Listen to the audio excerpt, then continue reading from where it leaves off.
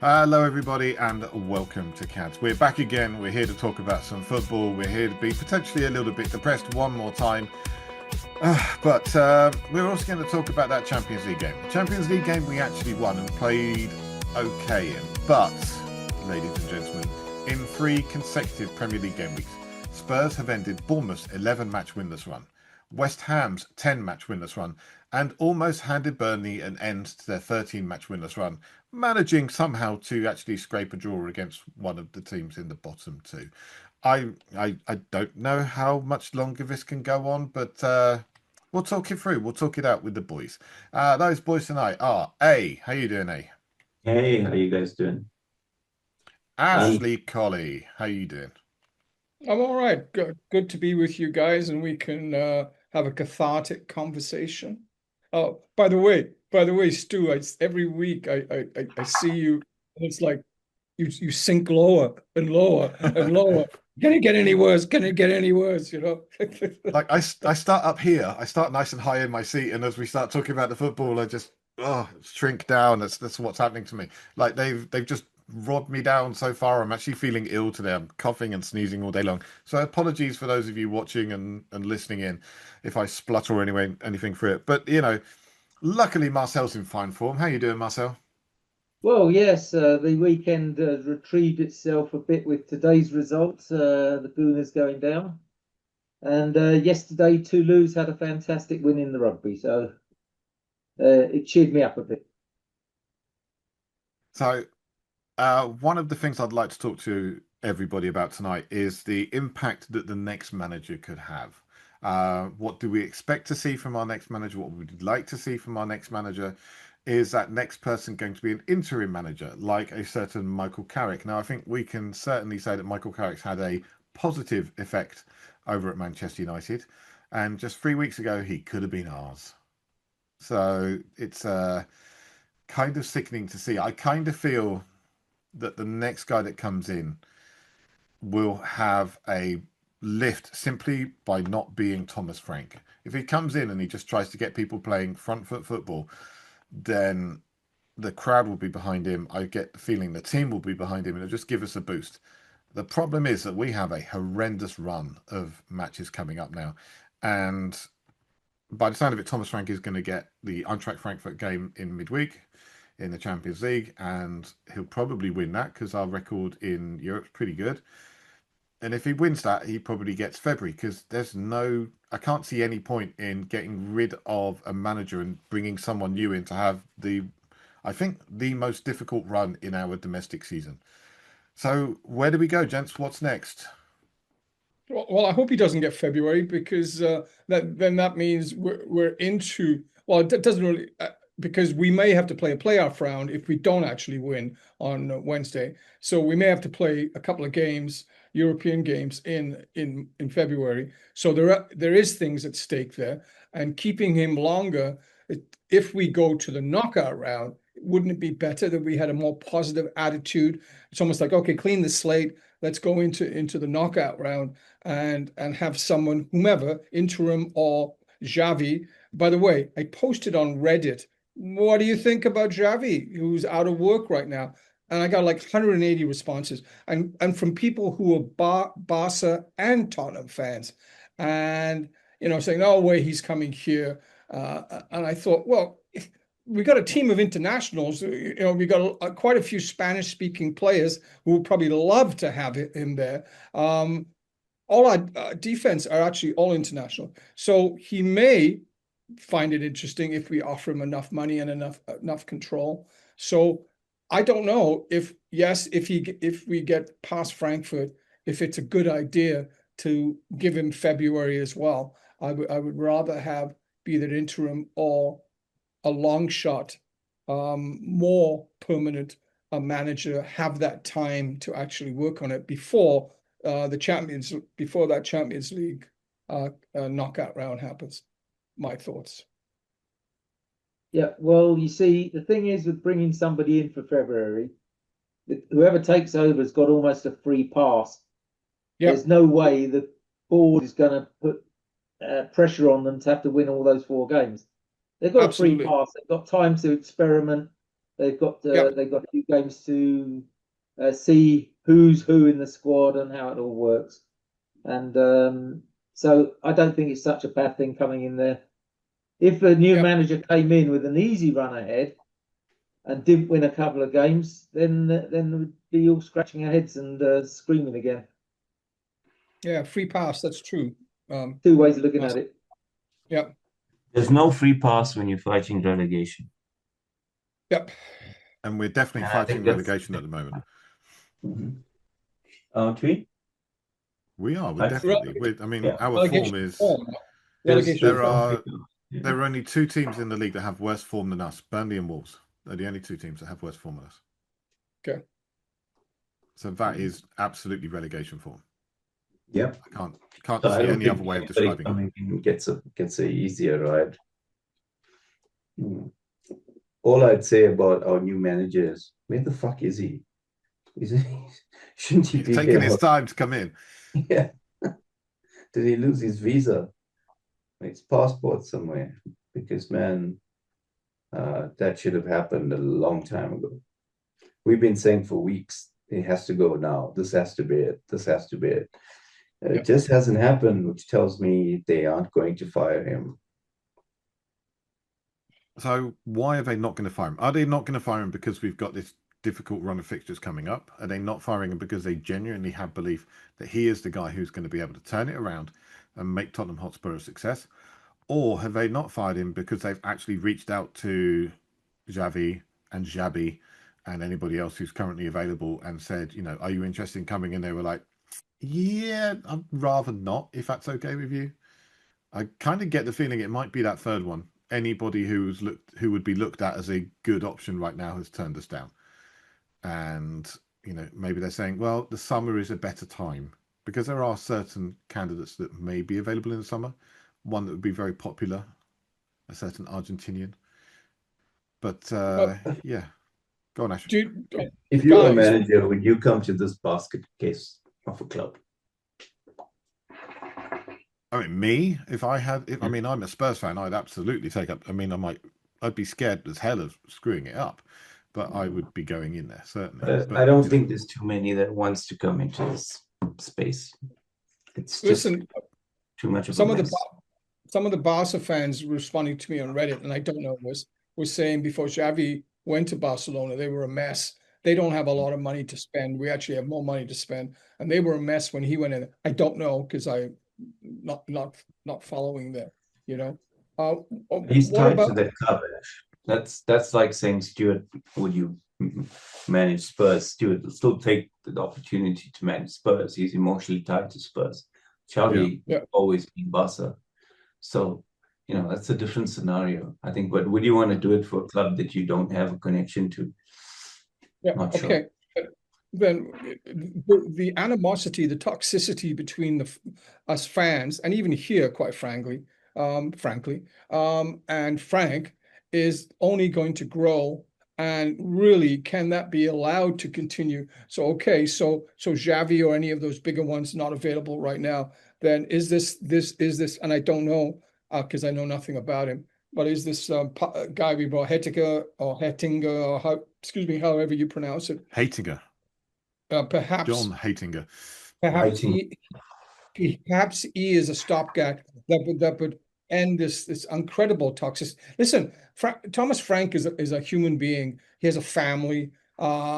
Seems like a nice guy. It must be horrible to be facing that sort of abuse after every game, halftime after every game. It must be horrible. It's just like, can we put him? They shoot horses, don't they? Can we put him out of his misery? Because he must be miserable. He has to be miserable, So maybe there is a part-time guy that, can come in. The appointment of Heitinger is interesting because he's come in to work with him now. It's almost like we've got two managers there now.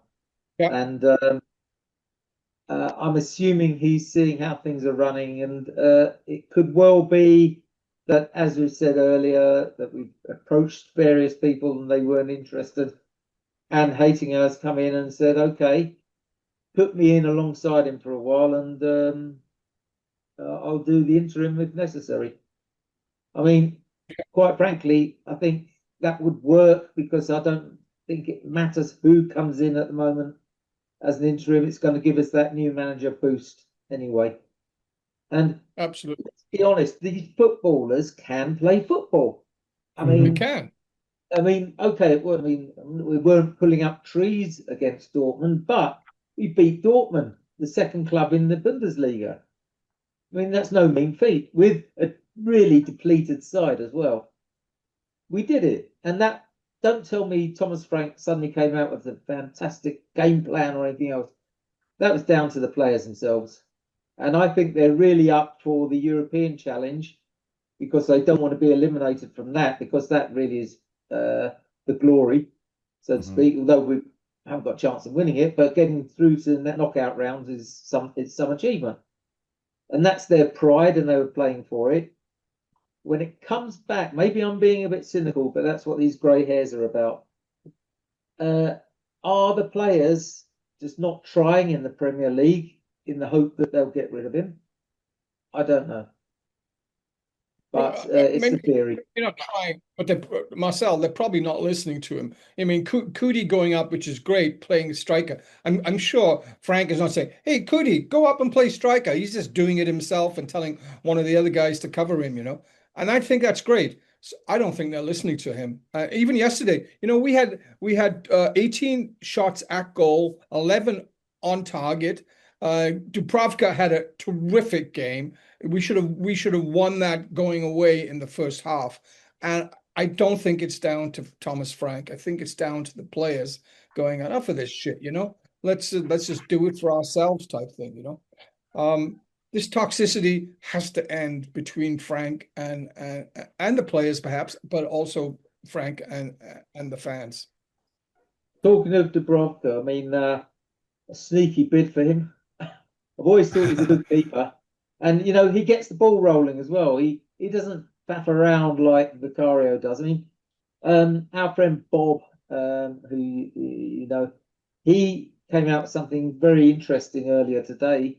That Vicario is the main person who slows everything down.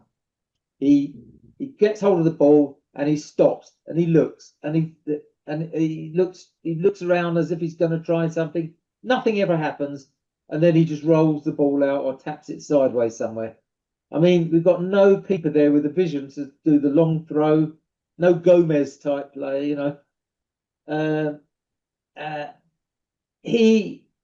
he does, it all starts with the keeper and he's slowing everything down from the beginning. No wonder our build-up's so slow. Okay, it's not all down I have to noticed. Yeah, I have noticed since Heitinger came in, Heitinger, how we're going to say it. Let's stick with Heitinger. Since he joined, he's had the West Ham game, which he was like there for 2 days before, the Borussia Dortmund game, and now the Burnley game. Now, I'm going to completely ignore the West Ham game. I mean, if you want to hear how we felt about that, listen to last week's show. But Borussia Dortmund and West Ham, our approach play was actually better. It wasn't good by any stretch of the imagination, but it was better. We seemed to be a bit more front foot. We seem to be pushing things a little bit. We seem to be having a little bit more connections. Now, is that down to Thomas Frank finally adding that layer that he's been talking about? The man loves some onions. Or is that down to Heitinger, who has been working with the defence and apparently deals with progressing the ball out from defence? I get the feeling it's Heitinger because, he had a very good record in his first spell as an interim manager at Ajax, and then didn't do so well when he became full manager. But I mean, during that time, Ajax was an absolute basket case of a club, much like Barcelona was under Xavi. Everything was going wrong at that time. So for him to, lose his job under those circumstances isn't a major negative for him, I feel. It's not great. It's not a good thing, but it's not something that we can be using to bash him over the head with. Am I the only one who thought the actual build-up play was better in these 2 games? Absolutely. Yeah, I did think it was better. I think they found the formation. While I didn't agree with maybe the full team selection, I would have definitely had Tell starting and not had Spence on the wing. But other than that, I think the system suited us. And in the first 20 minutes or so, we had a lot more forward passes to the middle. Xavi was getting involved, and there was a lot of nearly moments. We could have scored immediately after kickoff, but there were a lot of other chances or pre-chances where it was just the weight of pass or something else was wrong. But the connection between the players seemed to be there. So that was a positive to take in the last two games. So I agree with you. There's been a definite change somewhere. Can't pinpoint where, but I guess it's not a big stretch to say that, you know, since Heitinck has come in, we've seen some positivity. Now, you touch on that passing, yes, but our passing is absolutely woeful. I mean, under-hit passes, over-hit passes, passes 9 out of 10 behind the player running. So they've got to stop and turn, and that takes momentum out of the move. There were times where the pass didn't actually happen; they just ran into brick walls. There was you can see there was one occasion, I think it was Xavi, wasn't it? When going down the middle, and he's screaming, "Pass it out to the left," and he just tried something impossible. Now, is that Frank's coaching saying when you're in this position, try and go through the middle or something? I don't know, but I think these are professional footballers. They need to start taking the game by the scruff of the neck and doing what that comes naturally to them. But or do we have players that don't have that footballing brain that they actually see these passes? That said, we're much better in Europe, so they do have. I mean, I'm going around in circles here. I'll shut up. I generally think we are a lot of the time we're going around in circles because we're left with the same question. You know, what exactly is Thomas Frank doing? Is Thomas Frank going to be able to turn this around, or how long is he going to be able to stay at the club? You know, I mean, if it was me, he'd have been gone after Forest, because the Arsenal game, the Chelsea game, the Forest game, that told me all I needed to know. The man's not suited to playing the kind of football that we need to be playing, which is front foot possession football. You know, I'm not saying he's a bad manager.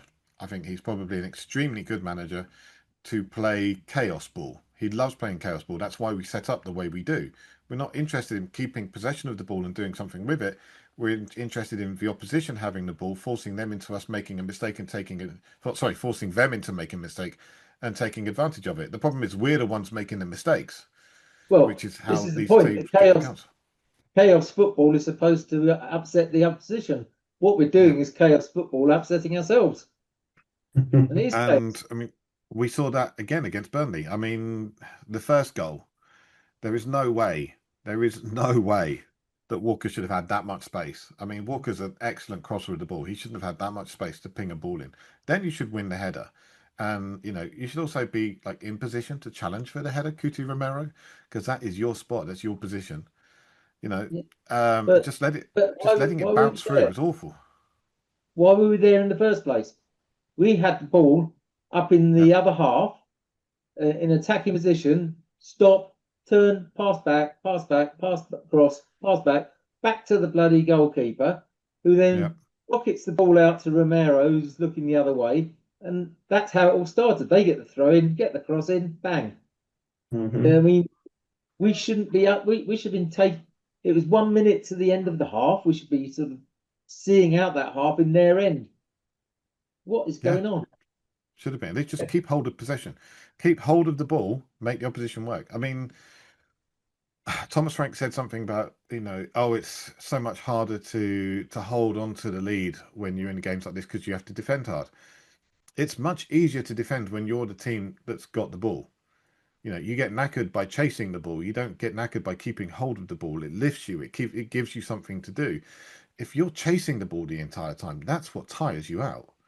So this thing of us giving the opposition the ball just by needlessly punting it forward all the time, it plays directly into their hands. And it just annoys the hell out of me. Or trying to keep it at the back until we make a mistake, because we know Vicario is not the greatest with the ball at his feet, yet we still insist on playing the ball deeper back into our own half until he makes a mistake, and then the opposition is very high up the field. It makes absolutely no sense. last season, when he was on the ball, he was expected to pass it shorter, and he actually did pretty well. In fact, he got involved in the passing game at the back, and it was all right. This year, he seems to be expected to hit it longer, much more, and he always overhits it. It's always several yards away from our players. He hasn't got the long ball game to play that.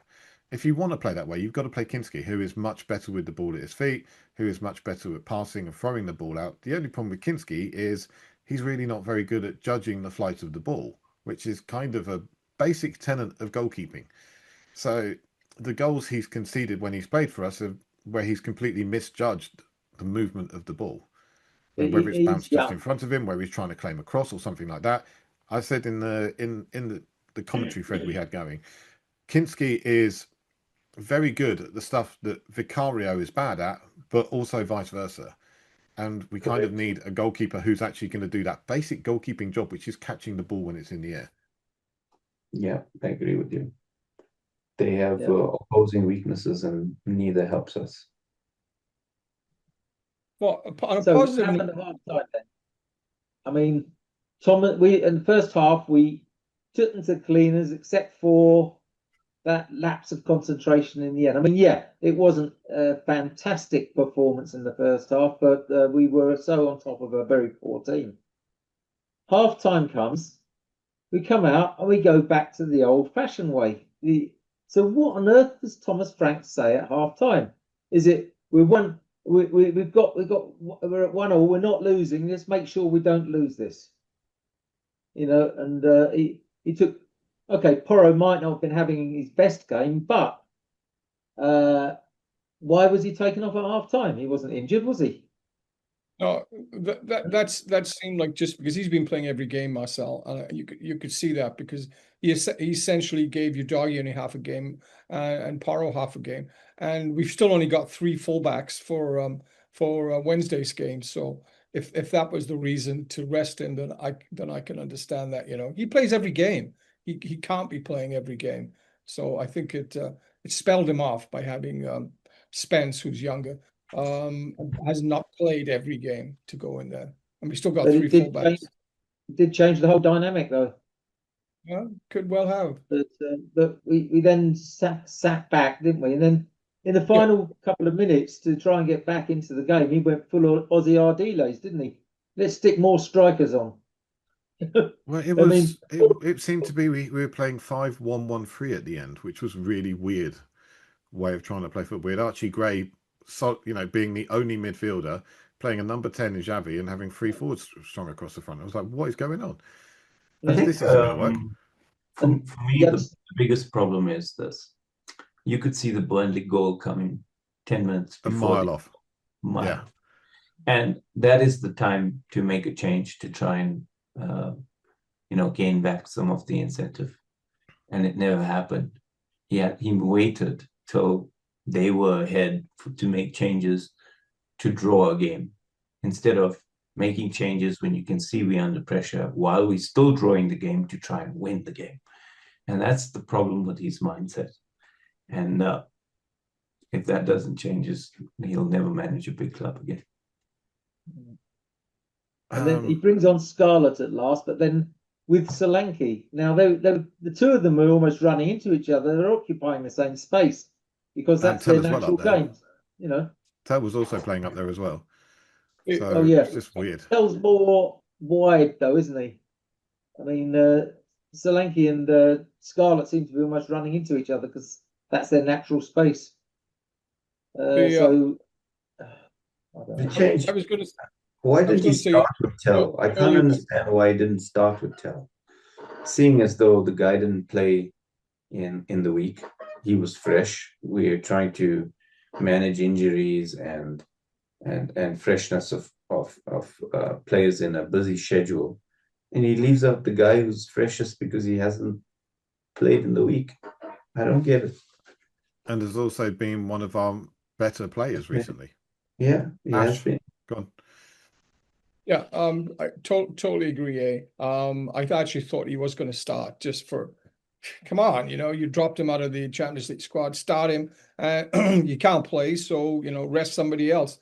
Also, nobody's really mentioned it, but I thought we have looked better with Solanke back, because he does actually hold the ball up, which Richarlison mostly can't do. And he actually makes runs, and he's strong. It's great to have him back. But we still got a problem at the top. Anyway, it is great to have him back, and I hope he does something on Wednesday and sees us through, to the knockout round. Great to have him back. So he works so hard. He hassles and he harries. He's he's a very, very good player. We've missed him. We don't have anyone who really plays that kind of way. Richarlison certainly doesn't. Randall Koulibaly, as much as I like him, and I do, I've seen a lot of him over here in France, it's really not worked for him at Tottenham. And there's talk of it being recalled by PSG in January. They're running out of time, but it could still happen. Marcel. So, given the fact that it doesn't look like we're going to add any more players of significance to the squad, a new manager comes in. What is he going to do with the same squad? This is what I wanted to ask next. If we were to get rid of him and we were to bring in a new manager, what do you want to see from him? What do you expect to see from the interim manager or whoever replaces Thomas Frank? What do you expect to be the difference? Anyone got any ideas? Well, I expect us to see a more pressing game up front. Stop this pissing about at the back. Let's get rid of the horseshoe effect. I swear we had more horseshoes than Aintree last weekend.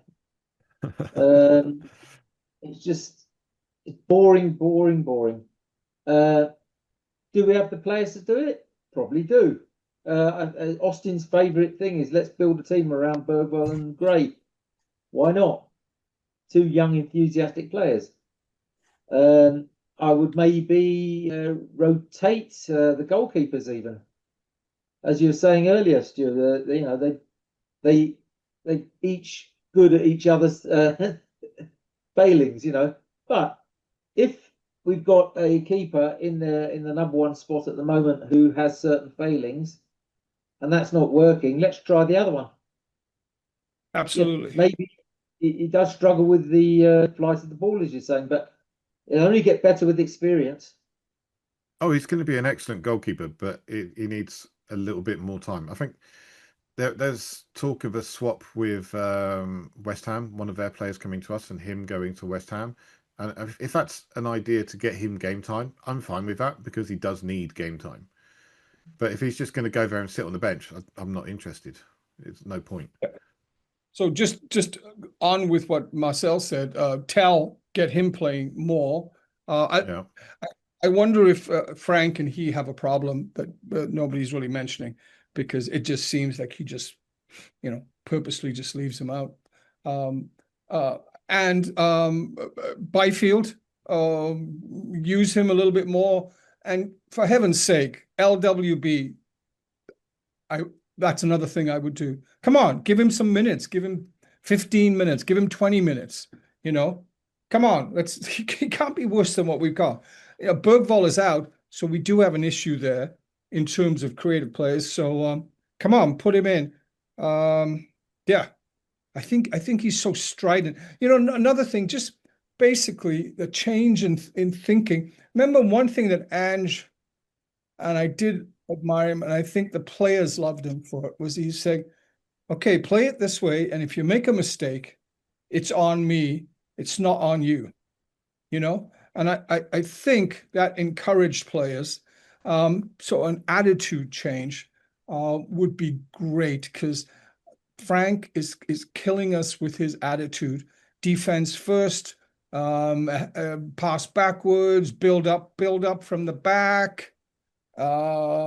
Maybe we get a cross, maybe we get a free kick. That sort of, a pessimistic. It's just ugly. Come on. So once again, what Marcel was saying was just a change in attitude. That's what I'd like to see. Intent, organization. Yeah, that's what I want. Intent and organization. Two things. Change in attitude. I want to see a manager come in that's got the same ethos in terms of the playing style of football that Tottenham have, or Tottenham say they have. You know, that DNA. I want to see someone come in who's prepared to play possession football, fast attacking, creating spaces, you know, forcing the opposition into making mistakes and taking advantage of it. Playing the kind of football that we love to see, the kind of football that gets you off your seat. You know, I know we get told off for standing in the stands, but you know, get someone who's actually going to get you off your ass and clapping, because we don't have enough of that right now, and all of our players seem to be playing within themselves. You know, I want to see that. I want to see some positivity, and I want to see 12 more points, because that's how far we are away from safety right now. We 12 need 12 points. points, because Yeah. we carry on like we are, we're going down, because you can't buy anything. You can buy a win at the moment. And I don't really see that changing under Thomas Frank. What And you were just again, saying, Stuart, you yeah, just said something there about players playing within themselves. I genuinely Uh, think they are. being cynical, was there a case of in the second half, take your foot off the pedal, don't want to get injured because we've got the European game coming up? There might be, but also, you know, there's reports of Thomas Frank shouting from the stands, "Calm down, take it take it slower," and things like that. And that doesn't help you. You know, if you're trying to play a game where you're on the edge and you've got a manager saying, "Oh, well, don't be quite so hard, be careful," you know, it's a negative mindset, and I think that's a big issue that we've got with Thomas Frank. There's a lot of negative mindset going from, apparently he does a lot of training on nullifying the opposition. You know, we shouldn't be doing that. We should be doing some of that, but our main focus should be on what problems we can cause the opposition, not how do we stop them causing us problems. Absolutely. You know, I just I just think he's a good manager for a certain style of play. That certain style of play is not the Tottenham way. And, you know, it might sound a little bit arrogant, it might sound a little bit up yourself, but Spurs play better when they actually have a clear, defined strategy on how they're going to move the ball forward and they're going to attack, and they have that freedom to express themselves and excite. And, you know, up until recently, we didn't see any players improving. I think Odebear's just come off the best 2 games of his Spurs career. But how long is that going to keep going for? You know, because you know he's going to be told to keep it tight and not push forward and things like that. It's annoying to see, frankly.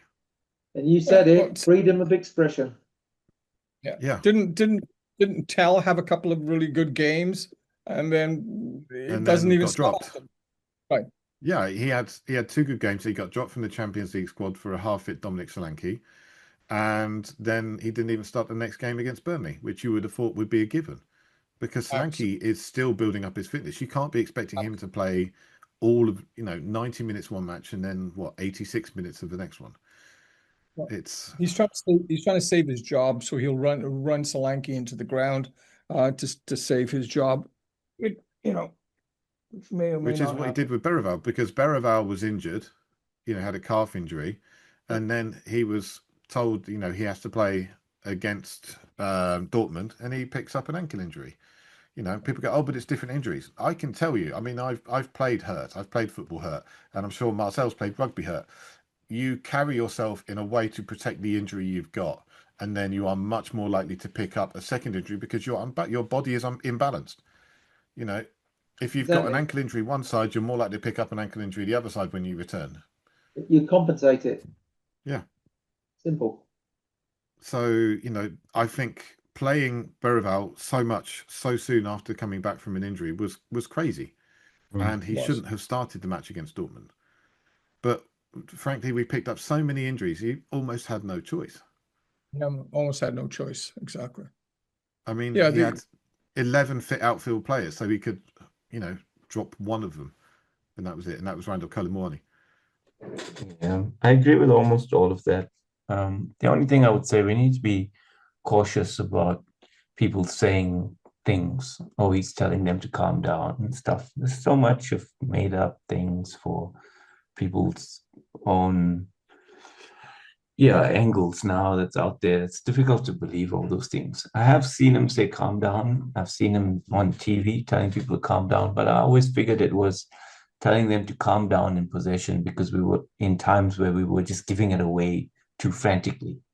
in that moment, you almost need a calm head. So, but if you take it out of context, it could look the other way. So I'll judge these things on my own because it's a toxic atmosphere out there, and I'm not taking anybody's word for anything anymore. Like Ashes says, it's just too toxic out there. It's crazy with own agendas. And that's why I don't listen to any tacticals. They're all full of shit. And, if they were that good, they would have coached. And they don't. So, I think it's a horrible situation. And there's a whole lot of negativity out there. I'm just deciding not to spread, to be part of spreading that negativity because there's nothing else I can do. That's the only thing I can do. Manifest good thoughts. Yeah. I think that is the truth at the end of the day. At the end of the day, we're fans. We get to sit and we get to watch and we can talk about it, but we have zero control over anything that's going to be happening. Control. So we kind of just have to sit here and bear it. But at the same time, I know for a fact that I'm going to be supporting and following this club a lot longer than Thomas Frank's going to be the manager of it. 100%. And, that's what keeps me going. Ash last week asked the question, is it better if we go down? I don't think it's better if we go down, but I think we are headed down if we carry on playing like this. So, But we are a basket case of a club. Having get 3 points from 5 games against the fodder, and you expect, what I would love? I would love us to get points off Arsenal to allow City to overtake them. Imagine in this crazy season with us being dog shit, that after the embarrassment at their place, that we get something that causes them to lose the lead of the Premier League. And Tottenham is a mad enough club to do that. Unfortunately, we have a too safe a manager, don't we? You know what I mean? What would be wrong with actually replacing Kuti with Danso and playing Kuti up front? Because he's certainly got an eye for goal. And that guy, Van der Ven should be up front. He's our second highest goal scorer. 7 goals. Kuti is the best. He's the best header of the ball on the team. His headers are unbelievable. Those are a striker's headers. Fantastic. Alan Shearer type.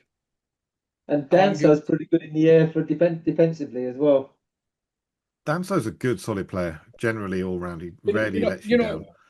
Marcel, one of the recent games where there was apparently an argument between Kuti and getting Frank to bring on Danso or Byfield was that Kuti was saying, "I'm going up front, bring on the other defender," and he was delaying doing it.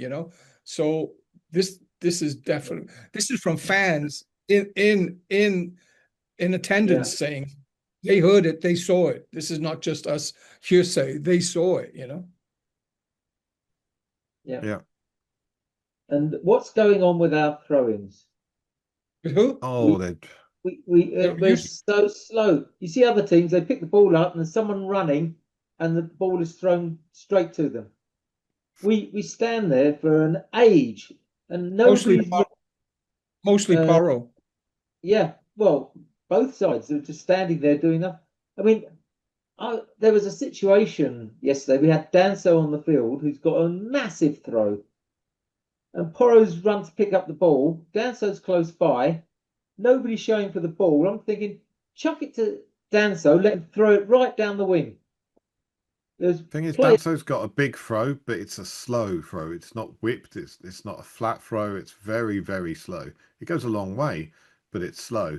And the thing I've noticed, we saw this when we went to Monaco, Marcel. He took every single throw in, and he'd pump it in, and they'd head it straight back out, and it would come to him. And suddenly, Kevin Danso was expected to be the creative hub of the team, and he's not going to do that. He's a central defender, and he's not a great passer of the ball. He's good. He's not a great passer of the ball. I'm not talking about attacking throws here. I'm talking about when we're out near our 18-yard box. What's wrong with getting the ball right down the wing there? Because we're not doing anything. We might as well just give the ball to the opposition to have a throw in because it always ends up in their possession. Yeah, which seems to be the plan. Give them the ball, then capitalise on them making an error. I think it's a case in point of not being able to play what's in front of you because of the micromanagement and the way it is. You hit the nail on the head there, Stuart. I think you can't get the opposition to make a mistake if they haven't got the ball. Yeah. Genius, absolute genius. Perfect. Yeah, It kind have of a reminds knighthood. me of that. Somebody once said to me, is it never argue with idiots? They'll just bring you down to their level and beat you with experience. And why are we trying to play chaos ball against Bournemouth or Burnley or West Ham? They're used to playing that every single week. It's the way they play football. They're forced into it because they are a chaos. They're all chaos sides. So us trying to play them effectively their own game is us being onto a loser, and exactly what's happened.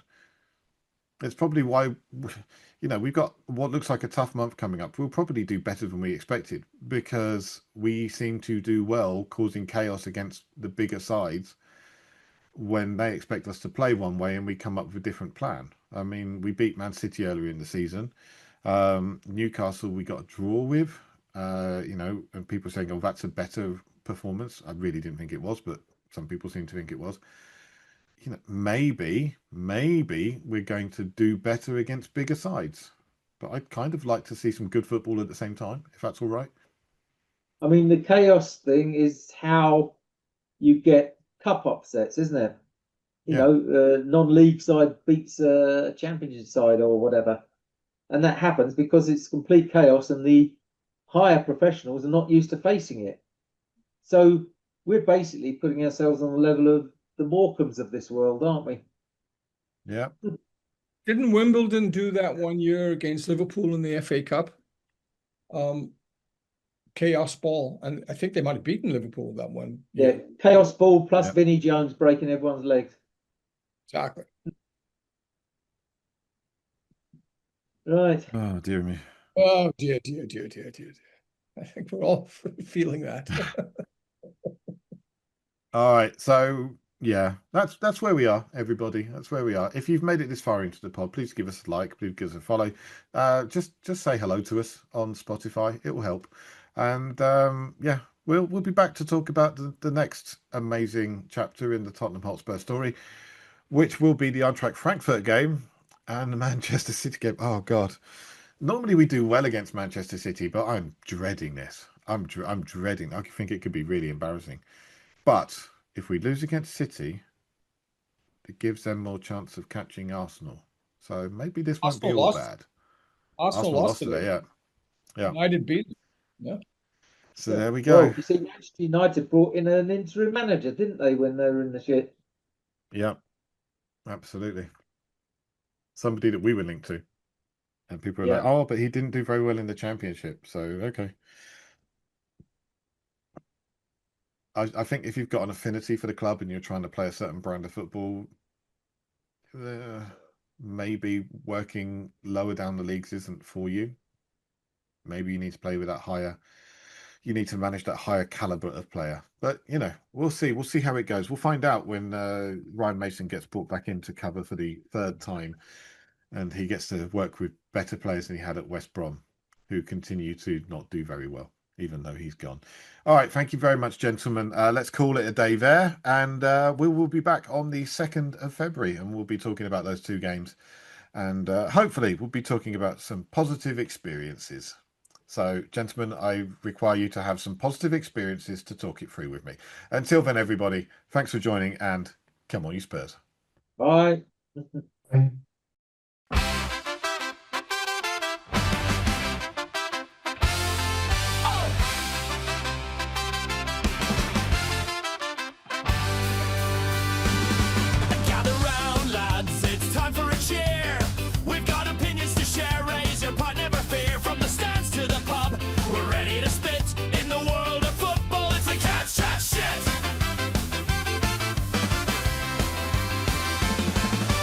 He was in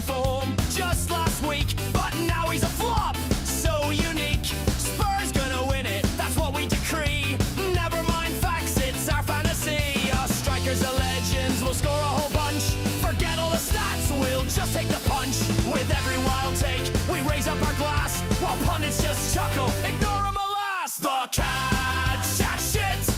To the left and the right, we're taking a hit, so you know it's true. Hear the banter ignite. Raise your voice loud, shout it out tonight. The CADS chat shit. We'll sing it again with a smile and a grin. Oh, here's to the boys. Let's make it a trend with a wink and a nudge. Let the fun never end. Last week we claimed it'll be 5-0 for sure. Now we're debating if we'll score at the door. Did you see that last miss? What a fiery debate as we pull up our chairs and we narrow our fates. Hot takes flying high, we're the kings of the pub, while the lads on the pitch just need a good rub. From the top of the table or right back to the ground, you'll hear us all chatting that familiar sound. The CADS chat shit. To the left and the right, we're taking a hit, so you know it's true. Hear the banter ignite. Raise your voice loud, shout it out tonight. The CADS chat shit. We'll sing it again with a smile and a grin. Oh, here's to the boys. Let's make it a trend with a wink and a nudge. Let the fun never end. We'll argue with a passion like it's do or die, with half-baked logic and a mischievous eye. Trust me, mate, we'll climb up the ranks.